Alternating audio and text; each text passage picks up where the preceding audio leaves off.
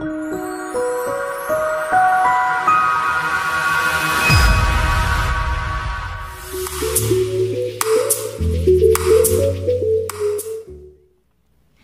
à vous, bienvenue sur votre page de support l'émergence de l'entrepreneur. Moi c'est Lucie. Alors j'espère que vous allez très bien. Je suis ravie de revenir vers vous cette semaine une fois de plus. Vous le savez, c'est ma passion l'entrepreneuriat et c'est aussi ma passion enseigner aux autres l'importance du développement personnel, moral, émotionnel et psychologique de l'entrepreneur et comment est-ce qu'il affecte son succès. Ok. Alors, on va parler aujourd'hui de quelque chose qui est un tout petit peu inconfortable pour certaines personnes et pour d'autres personnes, c'est pratiquement un sujet tabou et c'est dommage. On va parler des finances, on va parler de l'argent, ok? Money, dinero, je ne sais pas trop comment est-ce que vous appelez ça, n'est-ce pas? L'argent, money, money, money, money, money. C'est un sujet un peu tout bizarre pour certaines personnes. Mais j'aimerais déjà vous prévenir. Vous savez, si vous êtes entrepreneur et que vous n'êtes pas confortable à parler argent, je ne pense pas que l'entrepreneuriat, c'est pour vous. Pourquoi je le dis? Parce que vous ne pouvez pas être entrepreneur et ne pas être confortable à parler argent. Parce que qu'est-ce que vous faites? Vous offrez soit des produits, soit des services en échange contre de l'argent. Alors, si vous n'êtes pas confortable à parler argent, comment est-ce que vous allez vous faire payer? Ça n'a pas de sens, n'est-ce pas? Alors, c'est ce qu'on va discuter aujourd'hui. Mais ok, voici ce qu'on va faire parce que c'est un sujet un peu, pas compliqué, je dirais. C'est un sujet un peu complexe. On va le faire en deux parties. Alors, la première partie, on va la faire aujourd'hui. Et ça risque d'être un tout petit peu lent. Dommage, désolé. Mais j'aimerais vraiment qu'on aille tout droit et qu'on explique certaines choses pour pouvoir vous libérer psychologiquement, ok?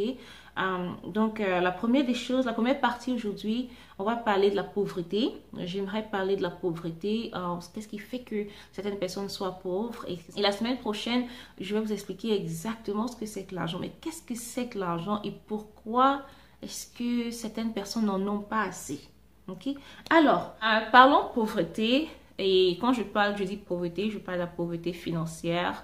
Alors, je parle du manque d'argent. Le manque d'argent pour pouvoir faire les choses les plus simples de la vie. Ok. La première chose qui cause la pauvreté, c'est la paresse et le manque d'effort. Et ça, vous le savez. Vous et moi, je suis sûre que vous connaissez des personnes qui sont très paresseuses et qui n'ont envie de rien faire. Ils sont vraiment paresseux. Ils veulent pas lever le petit doigt. Ils veulent pas faire d'efforts. Ils sont paresseux, c'est tout. Ok. La deuxième chose, c'est les circonstances dans lesquelles on est né. Parfois, il y en a qui sont nés de parents très pauvres. Ils ont grandi dans une maison très pauvre. Et puis, ils n'ont pas le choix. Ok, ça, c'est une chose. Mais ça ne veut pas dire que si vous êtes né extrêmement pauvre, vous devez finir pauvre. Non, c'est pas parce que vous êtes né pauvre que vous êtes obligé de mourir pauvre. Non, pas forcément. Il y a beaucoup de choses qui rentrent en jeu et on en a discuté déjà je crois, dans notre deuxième vidéo. Mais quand je parle des circonstances, ça pourrait aussi être les catastrophes naturelles. Par exemple, j'ai eu une amie qui est haïtienne ici. Il y a eu tellement de catastrophes naturelles dans son pays, Haïti, dans les Caraïbes, que ses parents ont totalement perdu leur maison. Et on ne peut pas accuser des gens de ce genre d'être paresseux. C'est la nature. Il y a eu des tempêtes, des ouragans et ça a détruit tout ce qu'ils avaient. Okay? Ils sont en train de reconstruire, mais ils sont pauvres, pas parce qu'ils ont choisi, mais parce que les catastrophes naturelles ont détruit leurs ressources. La troisième chose qui emmène les gens à être pauvres, c'est les mauvais choix, les choix que les gens font. Il y a des gens qui ont la chance, la grâce d'avoir des parents qui se battent vraiment, qui leur apportent tout ce dont ils ont besoin. Ils partent dans des écoles, ils font de grandes études et après ils ont la chance d'avoir un boulot. Mais malheureusement, ils font de très mauvais choix. C'est-à-dire que, par exemple, les week-ends, parce qu'ils veulent impressionner les gens avec un bon salaire qu'ils ont, ils passent le temps à aller boire de l'alcool et fumer et faire la fête tous les week-ends et acheter à boire à tout le monde, acheter de l'alcool aux autres et tout ça. Vous savez de quoi je parle, n'est-ce pas? Ce genre de décision un tout petit peu ridicule que les gens font juste parce qu'ils veulent impressionner les autres. Et c'est vraiment dommage parce que ils ont beau gagner de l'argent, mais ça disparaît parce qu'ils achètent des choses dont ils n'ont pas besoin. Et quand quelqu'un comme ça est pauvre, n'a pas de sous, c'est pas parce qu'il n'a pas eu la chance, c'est juste les choix, les mauvais choix qu'il est en train de faire.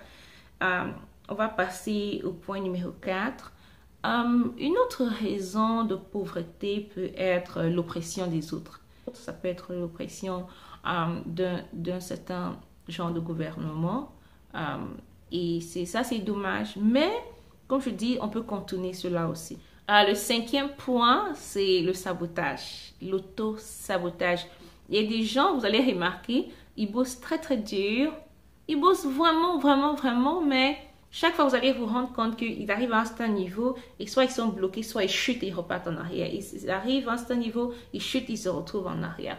Pourquoi? Parce qu'ils se font ce qu'on appelle de l'auto-sabotage. Et c'est vraiment ce dont je veux parler aujourd'hui parce que à la conception que vous avez de l'argent, du succès, de la richesse peut soit vous propulser vers le haut ou vous ramener vers le bas. Ok? Et c'est réel. Il y a beaucoup de gens que vous verrez comme ça. Ils bossent vraiment dur, mais ils arrivent à un certain niveau et ils chutent, ils repartent en arrière. Et ils arrivent à un certain niveau et vous avez l'impression que, mais attends, mais qu'est-ce qui se passe? Et pour ceux qui ne comprennent pas, malheureusement, quand les gens ne savent pas expliquer des choses, ils disent, oh, mais c'est la sorcellerie, c'est de la magie. Non, c'est pas la magie. Je vais vous expliquer ce qui se passe aujourd'hui. Ça vient du mental, ça vient de votre subconscient. C'est la raison, je ne sais pas si vous vous rappelez la première leçon qu'on a faite, on a parlé du subconscient. Et j'ai fait cette leçon avec exprès. Et je ne sais pas si vous avez remarqué, je parle du subconscient tout le temps. Parce que c'est de là, c'est du subconscient que vient la richesse. Et c'est du subconscient que vient la pauvreté. Donc, je ne peux pas faire le travail pour vous. Alors, je ne peux pas vous motiver. Mais ce que je peux faire, c'est vous forcer à aller en vous-même pour pouvoir trouver les raisons pour lesquelles vous devez vous battre pour pouvoir avoir du succès dans vos entreprises. C'est ça mon travail. Ok? Ok, let's go. Avant que j'aille en profondeur en ce qui concerne l'auto-sabotage, je vais vous faire une révélation aujourd'hui par rapport à l'être humain. L'être humain, tout ce qu'on fait dans la vie, c'est pour accomplir 2 objectifs. 2, pas plus. Tout ce qu'on fait autour. La première chose qu'on veut, c'est éviter la douleur, toujours. Et la deuxième des choses, c'est expérimenter du plaisir. Donc, tout ce qu'on fait. Pensez-y un tout petit peu, que ce soit manger, que ce soit travailler, que ce soit payer des factures, que ce soit n'importe quoi. Et s'il n'y avait pas ces 2 choses-là, on s'asseyerait, on ne ferait rien. Pensez-y un tout petit peu. Maintenant, on va parler de certaines convictions que les gens ont à propos de l'argent, ok? La première, certaines personnes pensent que les riches ne travaillent pas, ils sont juste chanceux. Waouh! C'est dommage et c'est douloureux. Quelqu'un, justement, m'a dit ça dernièrement. Et quand j'ai entendu ça, il m'a fait de la peine parce que je me suis rendu compte qu'il est à un niveau où il ne sait même pas comment est-ce qu'on fait pour je sais pas, travail dur, c'est pas évident, souffrir des choses, c'est pas facile. Okay? On passe des nuits blanches, on travaille dur, on fait des sacrifices. Pendant que certaines personnes font la fête et partent en boîte de nuit et tout ça, on n'a pas ce temps-là, on bosse dur. Je comprends peut-être que ceux qui parlent comme ça veulent parler de ceux qui font des détournements de fonds publics, ça c'est une chose. Mais on ne va pas parler de cela parce que c'est malhonnête. Mais quand il s'agit du travail dur, la majorité des riches ne bossent dur pour pouvoir avoir cet argent. Ça ne tombe pas du ciel, ils travaillent très dur. La deuxième chose que certaines personnes pensent, ils disent, oh, l'argent c'est le diable. Vous avez déjà entendu ça? Ah, mais l'argent c'est le diable. Ça, c'est certaines personnes qui pensent ça. Il y a d'autres personnes qui pensent que plus on a de l'argent, plus on se crée des ennuis. En plus, on s'attire des ennemis, on s'attire la haine des autres. Vous avez déjà entendu ça, n'est-ce pas? Je dirais, je ne suis pas totalement d'accord, mais je les comprends et je comprends d'où ça vient. Et ça, c'est ça. Il y a d'autres personnes qui pensent que l'argent est une source d'orgueil. Je dirais, pour certains peut-être, c'est dommage. Mais le milieu dans lequel je vis, non, mes amis par exemple, les gens avec qui je frotte, non, ils ne sont pas comme ça. Et si vous avez suivi mes vidéos à l'avant, je trie vraiment les personnes avec qui je communique. Et tous mes amis, tous ceux qui sont autour de moi, ils ont beaucoup de sous, mais ils sont très humbles en réalité. Très humbles. Donc, ça dépend vraiment de qui parle dans ce cas. Donc, je ne vais pas juger, mais en même temps, je dis, c'est vrai, ça peut être vrai, et ça peut ne pas être vrai aussi. OK? OK. Vous savez, je viens de citer juste 4 exemples, mais je ne vous connais pas. Je ne sais pas comment est-ce que vous avez grandi. Je ne sais pas ce que vous avez appris. Mais sachez que tout ce que vous avez dans votre pensée en ce qui concerne l'argent, soit vous avez expérimenté ça par vous-même, soit c'est l'éducation que vous avez reçue de vos parents. Ça peut être le milieu dans lequel vous avez grandi, votre entourage. Ça peut être les milieux que vous fréquentez et les conversations que vous entendez d'autres personnes. Okay. Mais vous savez, quelle que soit la source de cette information que vous avez reçue, sachez que c'est une information qui est, comme je dirais, imprégnée dans votre subconscient. C'est dommage parce que vous allez bosser dur, vous allez travailler, vous pouvez être un entrepreneur qui travaille vraiment dur et dur. Mais psychologiquement, dès que vous commencez à atteindre un certain niveau, immédiatement, votre subconscient vous rappelle que, ah ben attention, si tu commences à gagner un peu plus d'argent, tu risques de perdre tes amis parce qu'ils vont te détester. Psychologiquement, tu commences à dire, oh ben si je deviens millionnaire, je vais attirer la colère des gens. Ah ben si je deviens millionnaire, je vais attirer la haine des autres. Ah ben si je commence à avoir beaucoup d'argent, les gens vont commencer à me regarder d'un mauvais œil. Ah ben si je vis dans une grande maison comme ça, les gens vont être jaloux. Ils veulent peut-être me tuer. Et si peut-être les gens me voient conduire une BMW ou bien une Bentley ou bien une Mercedes, ben ils vont commencer à critiquer. Peut-être que mes amis vont pas être confortables en ma présence. Et malheureusement, je veux pas perdre mes amis. Mais malheureusement, j'ai pas envie d'attirer la haine des autres. Malheureusement, j'ai pas envie que les gens me détestent. Je veux pas que mes amis me voient d'une certaine façon. Et c'est ce genre de conversation que vous avez intérieurement dans votre subconscient. Et parce que vous commencez à avoir cette conversation interne, sans vous rendre compte, vous arrêtez. Sans vous rendre compte, vous commencez à gâcher tout le travail que vous avez fait. Le danger, le problème le plus important ici, c'est que chaque fois que vous commencez à recevoir beaucoup d'argent, vous commencez à avoir un revenu très élevé, petit à petit, votre subconscient vous rappelle, ben là, tu commences à avoir un peu trop d'argent, fais attention. Et petit à petit, parce que vous n'avez pas envie d'être rejeté par vos amis, parce que vous n'avez pas envie d'être rejeté par la société, parce que vous n'avez pas envie d'être mal jugé par les autres, parce que vous n'avez pas envie d'être vu d'un certain œil, parce que vous voulez vous sentir accepté par les autres, malheureusement pour vous, vous vous surprenez en train de tout faire, que ce soit consciemment ou inconsciemment. Vous allez vous retrouver en train de gâcher tout le travail que vous avez fait. Écoutez, ça fait des années que je coach les gens. Et j'ai expérimenté ceci déjà. Je vais vous donner un exemple réel. Mon mari et moi, on est arrivé dans ce pays, on avait pratiquement... On est arrivé dans ce pays, on ne parlait pas la langue. Et comme tous les immigrants, en Amérique, on a commencé à zéro. On a commencé à la case départ, il a fallu apprendre la langue, il a fallu chercher les petits boulots d'abord et tout ça. On était prêt à faire tout ce qu'il fallait faire pour pouvoir nourrir les enfants. Parce qu'on était très inconfortable dans les petits boulots et des trucs comme ça. On a commencé par repartir à l'école, on a appris la langue, on a décidé de se battre, on a décidé de faire autre chose. C'est comme ça, après quelques années, je me suis lancée dans l'entrepreneuriat. Et mon business a marché et tout ça. Et je me rappelle qu'au départ, il y a des gens qui s'entendaient bien avec moi, qui n'avaient aucun problème. Mais au fur et à mesure que j'ai commencé à avoir du succès, ils ont commencé à me dire des choses du genre, avec le succès que tu as, tu es devenue tellement importante que je me sens inconfortable de venir vers toi. Oui, ça c'est vrai. Je suis sûre que vous êtes passé par des moments comme ça dans votre vie. Je suis sûre. Et si vous n'êtes pas encore passé par là, je vous promets, attendez-vous, ça va venir. Imaginez un seul instant que j'avais laissé ces paroles m'abattre pour essayer de lui faire plaisir, juste parce que j'ai pas envie de la perdre comme amie. Je me serais retrouvée en train de vouloir faire du sabotage, arrêter de travailler dur pour repartir en arrière. dans la vie misérable que j'avais avant juste parce qu'il faut que je fasse plaisir à quelqu'un. Est-ce que vous comprenez? Ça n'a aucun sens. Écoutez, j'ai des objectifs à atteindre, j'ai des enfants à nourrir. Je connais beaucoup de personnes qui font cette erreur. Et moi, je vais vous dire un truc. Si vous n'avez jamais été dans cette situation, ça va arriver. Ça arrive à tout le monde, tous. On passe tous par là. C'est dommage, mais c'est la réalité. Et ça vient avec le succès. Et si vous avez peur de perdre des amis, si vous avez cet esprit d'appartenance, si vous avez peur de blesser les gens, de frustrer les autres, vous n'allez vraiment pas atteindre vos objectifs parce que vous pouvez faire plaisir.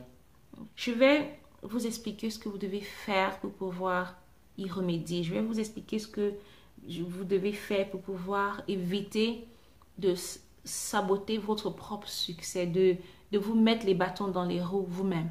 Okay? Le seul moyen d'y arriver, c'est d'associer l'argent et le succès à quelque chose de positif.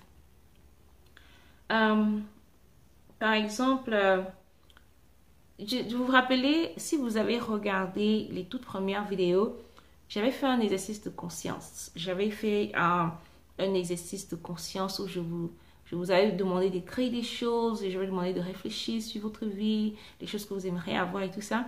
Alors, j'ai d'autres questions pour vous tout de suite là et j'aimerais que vous preniez le temps d'écrire. Ça, c'est une étape qui est très importante. Elle est très déterminante. Si vous ne savez pas comment associer la richesse, le luxe et avoir beaucoup d'argent à quelque chose de positif, chaque fois que vous aurez beaucoup d'argent, vous allez le perdre. Si psychologiquement dans votre tête, vous vous dites, ok, si j'arrive à tel niveau, je vais perdre quelque chose, alors vous allez tout faire pour ne pas perdre la chose. Vous comprenez ce que je veux dire? Non. Ok, voici ce qu'on va faire. Je vais vous poser des questions. On commence par les parents, ok? Est-ce que vous êtes parents? Si oui, c'est bien. Pensez aux enfants que vous avez, ok? Pensez un tout petit peu, si il vous arrivait de tomber malade tout de suite et que vous êtes malade pendant une semaine, 2 semaines, un mois et vous ne pouvez pas travailler, vous ne pouvez rien faire, est-ce que vous aurez assez de moyens financiers pour pouvoir vous occuper de vos enfants? Est-ce que vous aurez de quoi les nourrir? Est-ce que vous aurez de quoi payer vos médicaments, peut-être des frais d'hospitalisation, des trucs comme ça? La deuxième chose à laquelle je voudrais que vous pensiez, c'est est-ce que vos parents sont encore en vie? Si oui, est-ce qu'ils sont du troisième âge, par exemple?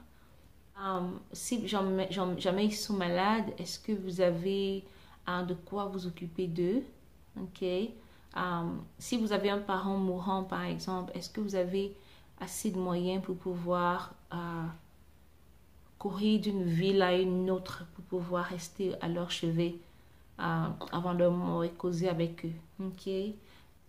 La troisième chose que j'aimerais vous suggérer, c'est penser un tout petit peu aux choses que vous aimeriez accomplir. Supposons que vous avez des enfants et vous vivez dans une toute petite maison comme ça. Et vous avez des enfants de 2 sexes opposés. Malheureusement, vous n'avez pas assez d'espace et les enfants sont en train de grandir et vous vivez un tout petit peu dans la promiscuité et malheureusement, vous n'avez pas d'argent pour pouvoir vous offrir un espace plus grand pour que non seulement vous soyez à l'aise, mais aussi pour que les enfants soient à l'aise. Comment vous vous sentez? La quatrième chose à laquelle j'aimerais que vous pensiez, c'est supposons que vous êtes du genre à aimer les voyages et vous avez des destinations de rêve, mais vous ne pouvez pas vous offrir ces destinations, vous ne pouvez pas vous acheter un billet d'avion, vous ne pouvez pas vous offrir une chambre d'hôtel parce que ça coûte cher.